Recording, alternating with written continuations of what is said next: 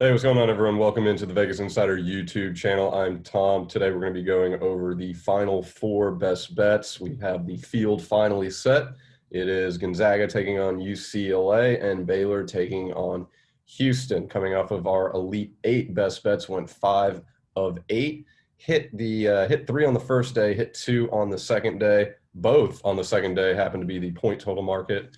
So let's see if we can do better than 5 and 8 for these final four games. Let's get right to the trends and the spreads associated with each. We'll start with the Baylor versus Houston game. Baylor is being given a 4-point spread, and the point total is set at 135. Let's take a look at some of the trends. Houston, they are 21 and 10 on the ATS this season. Very impressive, covering 21 games out of 31 games. Baylor is 18 and 10 on the ATS. So as you can see, both schools do cover the spread extremely well. Let's take a look at the point total market now. Houston, they are 15 and 16 on the OU, going under more times than not, while Baylor, they tend to go over more times than not, with a point total record sitting at 17 and 11. Let's go through some betting trends now, beginning with Baylor. Baylor, they have won 8 of their last 9 games. They have also covered the spread in 4 straight games when the spread is 7.5 points or less.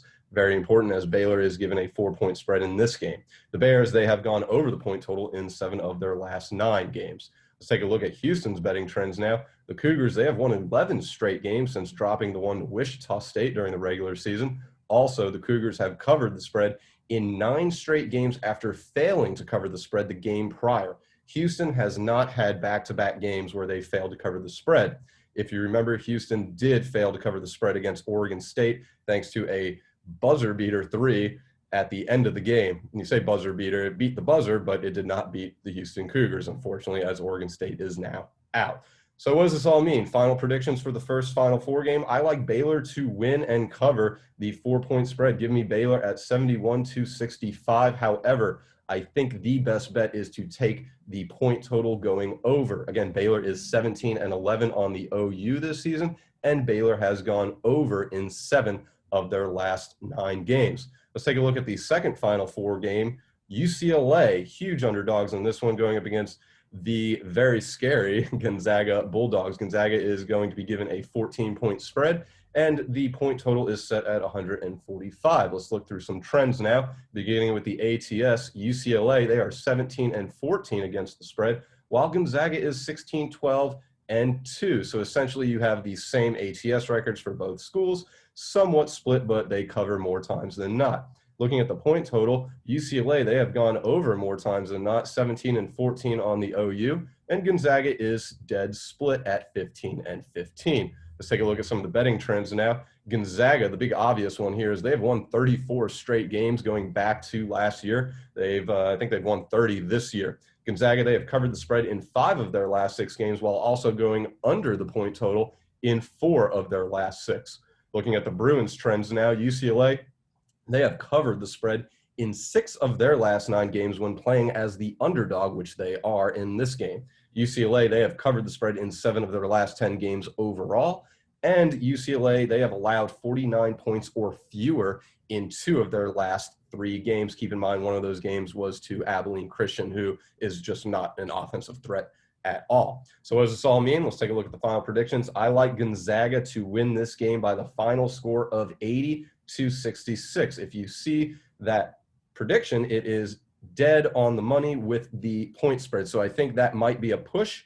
But if push comes to shove, no pun intended, go with the better team, go with Gonzaga in the point total market, or in the spread market. However, I think the point total market is the better bet to go over 145.